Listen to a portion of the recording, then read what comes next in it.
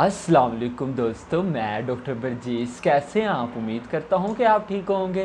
दोस्तों, आज मैं आपको अपने चैनल में खुशामदीद करता हूं। दोस्तों, सर्दियों के मौसम में लोगों को बहुत ज़्यादा बुखार होता है और ये बुखार किस वजह से होता है और इसमें पेशेंट की कौन कौन सी सिम्टम्स, कौन कौन सी अलामात आती हैं और इसमें आपने कौन सी होम्योपैथिक मेडिसिन यूज़ करनी है और किस पोटेंसी में यूज़ करनी है और कितने दिन यूज़ करना है, इसके बारे में बताऊंगा। दोस्तों, वीडियो को स्किप मत कीजिएगा। वीडियो आज आपके लिए बहुत ही ज़्यादा इन्फॉर्मेटिव और बहुत ही इंटरेस्टिंग वीडियो है। वीडियो को पूरा ज़रूर देखिएगा, इससे आपको बहुत ज़्यादा इन्फॉर्मेशन हासिल होगी। दोस्तों, और सर्दियों में जब लोगों को बुखार होता है, ये किस वजह से होता है? दोस्तों, सर्दियों में जो लोगों को बुखार होता है उसकी कई वजूहत हो सकती हैं। बैक्टीरियल इन्फेक्शन या वायरल इन्फेक्शंस की वजह से इस लोगों को बहुत ज़्यादा बुखार होता है। वायरल इन्फेक्शन कौन से? दोस्तों, वायरस जो उनसे सर्दियों के मौसम में जब पेशेंट नहाता है, जब पेशेंट सर्दी के मौसम में बारिश में नहाता है तो इसका जो सा जिस्म है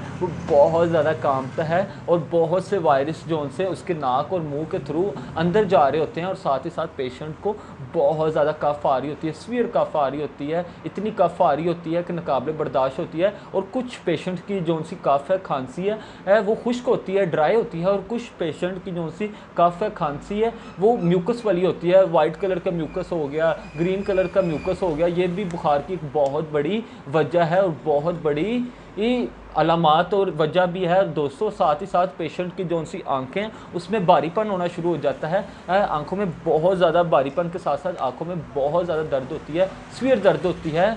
ये भी बुखार की एक बहुत बड़ी वजह है। और साथ ही साथ दोस्तों, पेशेंट के कान में बहुत ज़्यादा दर्द होती है और कान में इन्फेक्शन होना शुरू हो जाता है और कान में बहुत ज़्यादा दर्द होती है। इतनी दर्द होती है कि नाकाबिले बर्दाश्त होती है। दोस्तों, पेशेंट का जो सा सर है वो बहुत ज़्यादा गर्म होता है, इतना गर्म होता है और साथ ही साथ उसमें बहुत ज़्यादा दर्द हो रही होती है, सीवियर दर्द हो रही है, इतनी दर्द हो रही होती है कि नाकाबिले बर्दाश्त होती है। और साथ ही साथ दोस्तों, पेशेंट का जो सा गला है उसमें इन्फेक्शन हो जाता है, गले में रेडनेस होना शुरू हो जाती है और रेडनेस के साथ साथ गले में बहुत ज़्यादा जलन हो रही होती है, सीवियर जलन हो रही होती है। और साथ ही साथ पेशेंट के गले में बहुत ज़्यादा दर्द हो रही होती है, इतनी दर्द हो रही होती है कि नाकाबिले बर्दाश्त होती है।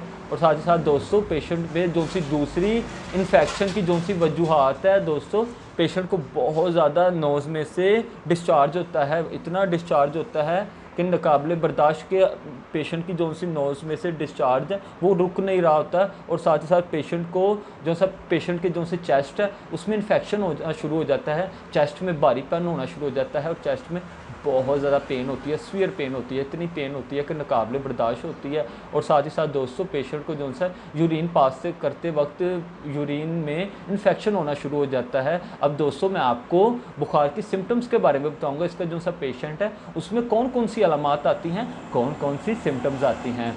दोस्तों, इसका जो सा पेशेंट है उसका माइंड है वो बहुत ज़्यादा गर्म रहता है, माइंड में बहुत ज़्यादा दर्द रहती है और इतनी दर्द रहती है कि नाकाबिले बर्दाश्त होती है। और साथ ही साथ दोस्तों, इसका जो सा पेशेंट है उसका सर है वो भी बहुत ज़्यादा गर्म रहता है और जिस सर में से आग निकल रही होती है और सर में इतनी दर्द हो रही होती है कि नाकाबिले बर्दाश्त होती है। और साथ ही साथ दोस्तों, पेशेंट की जो सी स्किन है उसमें बहुत ज़्यादा स्किन, बहुत कुछ पेशेंट की बुखार में स्किन जो सी है, चेहरा वो बहुत ज़्यादा ठंडा होता है। और कुछ पेशेंट का जो सा सर्दी में जो सा बुखार है उसका जो सा चेहरा है वो बहुत ज़्यादा गर्म भी होता है और उसमें बहुत ज़्यादा इचिंग हो रही होती है। बहुत ज़्यादा इचिंग मतलब खारिश के साथ साथ बहुत ज़्यादा जलन हो रही होती है, इतनी जलन हो रही होती है कि नाकाबिले बर्दाश्त होती है। और साथ ही साथ दोस्तों, पेशेंट की जो सी नोज़ है उसमें दर्द होना शुरू हो जाती है और नोज़ में दर्द के साथ साथ नोज़ में से बहुत ज़्यादा डिस्चार्ज हो रहा होता है।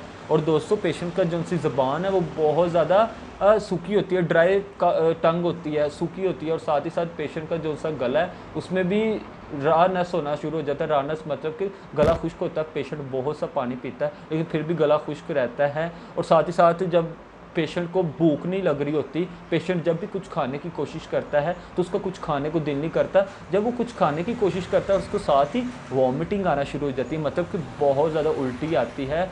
और जब भी कोई कोल्ड ड्रिंक्स वगैरह पीता है फिर भी वो वॉमिट कर देता है। और दोस्तों, पेशेंट के जो से जॉइंट्स हैं, जॉइंट्स में बहुत ज़्यादा पेन होना शुरू हो जाती है, इतनी पेन होती है कि नाकाबिले बर्दाश्त होती है। और साथ ही साथ जॉइंट्स में इन्फेक्शन की वजह से जॉइंट्स जो से हैं वो सूजना शुरू हो जाते हैं, स्वेलिंग होना शुरू हो जाते हैं। और साथ ही साथ दोस्तों पेशेंट की जो सी नेक है, बैक है, नेक में बहुत ज़्यादा पेन होती है, मतलब गर्दन में बहुत ज़्यादा खिंचाव होना शुरू हो जाता है और गर्दन में इतनी दर्द होती है, इतनी दर्द होती है कि नाकाबिले बर्दाश्त होती है। और दोस्तों पेशेंट की जो सी कमर है, बैक है, उसमें बहुत ज़्यादा दर्द होना शुरू हो जाती है, सीवियर दर्द होती है, इतनी दर्द होती है कि नाकाबिले बर्दाश्त होती है। दोस्तों पेशेंट को बुखार की जो सी कॉमन सिम्टम है, जब पेशेंट कुछ खा लेता है, कुछ खाने के बाद दोस्तों पेशेंट को डायरिया हो जाता है, लूज़ मोशन आते हैं, हर आधे घंटे बाद पेशेंट लूज़ मोशन करने जा रहा होता है। और साथ ही साथ पेशेंट जब पानी पीता है तो उसको बहुत ज़्यादा यूरिन आ रहा होता है, हर आधे घंटे बाद यूरिन आ रहा होता है, हर आधे घंटे बाद दोस्तों वो यूरिन पास करने जा रहा होता है। और साथ ही साथ दोस्तों इसकी जो सी टांगें हैं पेशेंट की, ये बुखार की हालत में वो बिल्कुल कमज़ोर हो जाती हैं, बिल्कुल कमज़ोरी के साथ साथ टांगों में बहुत ज़्यादा दर्द होती है, इतनी दर्द होती है कि नाकाबिले बर्दाश्त होती है। और साथ ही साथ दोस्तों पेशेंट की जो सी फुट है, पाँव वगैरह, उसमें स्वेलिंग होना शुरू हो जाती है, पाँव बहुत ज़्यादा ठंडे हो जाते हैं और उनमें इतनी दर्द होती है, इतनी दर्द होती है कि नाकाबिले बर्दाश्त होती है।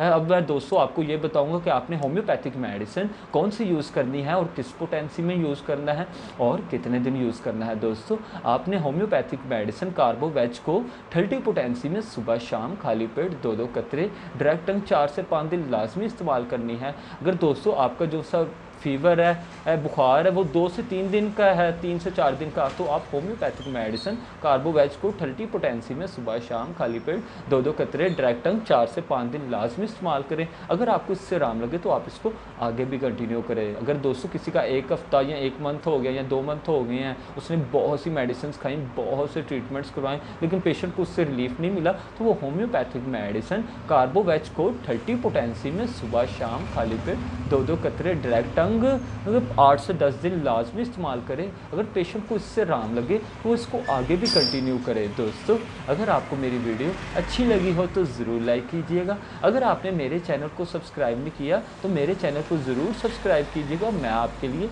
इसी तरह नॉलेजेबल और इन्फॉर्मेटिव वीडियोज़ लाता रहूँगा। खुदा हाफिज़।